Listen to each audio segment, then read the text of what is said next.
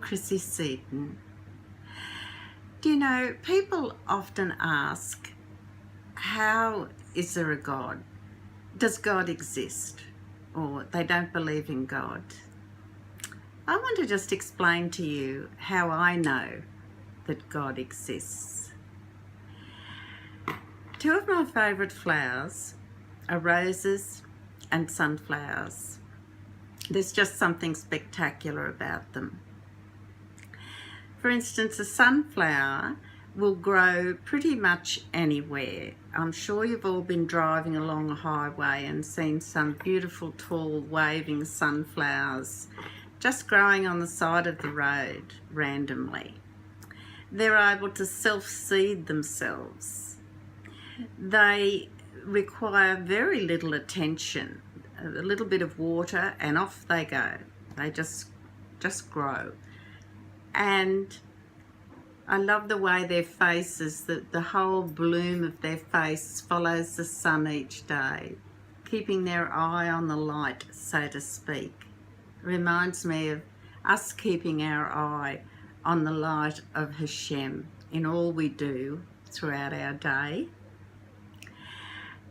Sunflowers provide many things, and also farmers who are trying to break ground in a new paddock where they want to sow some crops, they will often plough and plant a crop of sunflowers first off, because they have big long root systems. They help break up the soil, they let the air in, they nourish the soil, and they're a wonderful crop just to prepare the soil for another crop of some other species.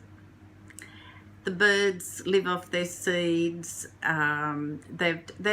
Artists have painted them for years. Photographers take photos. There's something quite ethereal about a sunflower. Roses are different. They take a fair amount of time to establish them. They require a lot of attention. You have things like aphids, various bugs that come and chew the leaves and the flower bud. They require mulching the plant around the base of it. Then, of course, you've got to water them the correct amount. You have to keep weeds out, and there's certain plants that they don't particularly like growing with either. So there is quite a bit of groundwork to do with the new rose bush. And then, of course, you have the thorns. And that teaches us we have to be very careful and cautious.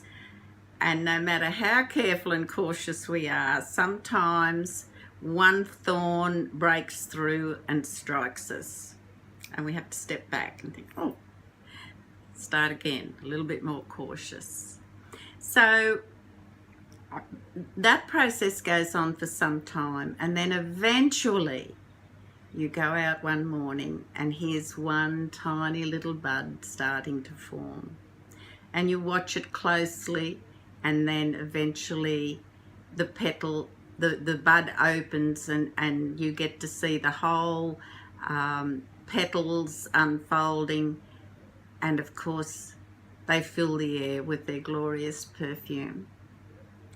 So they're two different plants, and they have two different pathways. So what can we learn from those flowers?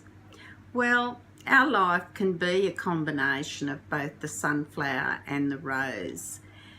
Like the sunflower, sometimes things just go very smoothly, patiently progressing, uneventful, and we reach a target or reach our goal or whatever our task is at the time. And other times our life can change and be like the rose. It can be prickly and we suffer setbacks, and we have to be extra cautious and pay a lot of attention to what we're doing, especially attention to detail. And then eventually that reward or that goal comes to fruition just as the bud opens out and sheds its perfume everywhere. So Hashem is everywhere. He's with you and me all the time, everywhere we go. There's no such thing as hiding in the dark from Hashem. There's, we can't stick our head under a pillow and say, God can't see me. It just doesn't work like that. So how do I know that God is with me and you every moment of the day and night? Well, it's beautiful things like the sunflower and the beautiful rose bush. It's those tiny little pansy faces peeping up at me in a garden bed. How can there not be a God when you look? And each little face is different. They're all different. A puppy's breath. Oh, that delicious smell of a little puppy when it breathes on you. What about the velvet of a horse's nose? Isn't that just unbelievable? There's nothing like it anywhere. Once you've touched that, you can't replicate that touch. And another thing, just watching cows babysitting the calves of other cows. If you've ever been driving along somewhere, perhaps you live in the city, you don't live on a farm or in a country rural area, just take notice. If you see one cow and then the other mob of cows off in the distance or walking somewhere, you may be lucky enough to see her with a whole bunch of little tiny calves. They're probably all lying down sleeping. Now they have an intelligence in that herd that one cow, maybe there's two sometimes if it's a lot of calves, will stay and watch those baby calves while the other cows go off and looking for feed or going, particularly if they're going to the watering hole. So they leave their little calves, they go off and do that, and then of course as 2 or 3 others come back, then the others go and they rotate. It's an amazing thing. It really is incredible to see. So how can those things happen? It's just not random, is it? There are so many things going on in nature and around us every day that really are just wondrous. There's no other way to describe it. I want to give you another example. Many years ago when my 3 sons were very little, we had a cockatoo and he could talk a bit, not a great talker, but he could. And my youngest son was somewhat of an escape artist. He could disappear in the blink of an eye. So we were constantly always saying, "Where's Rhett? Where's Rhett?" His 2 older brothers would do the same. As soon as he was out of eyesight, we'd be saying, "Where's Rhett? Where's Rhett?" And eventually, of course, the cockatoo learnt this phrase. And we soon realised that the moment Rhett got outside and started approaching the gate, the garden gate, Cocky would start, "Where's Rhett? Where's Rhett? Where's Rhett?"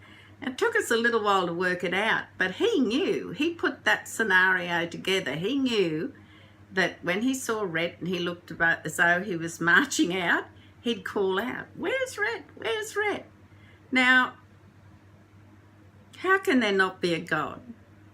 You tell me, how can there not be a God when we witness these sort of things in our lives? I'm sure you've all got wonderful stories and impressions that make you feel this way as well. God does exist. There's never been any doubt in my mind. The evidence is everywhere.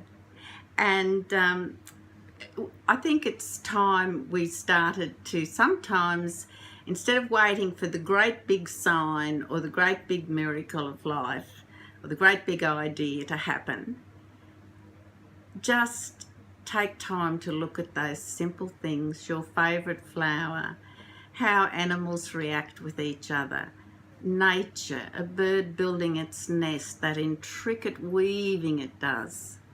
There cannot be any other explanation than that God's creation has caused all this. His hand. He has created everything. and the signs are there. Just have to take time to have a look and really think about it.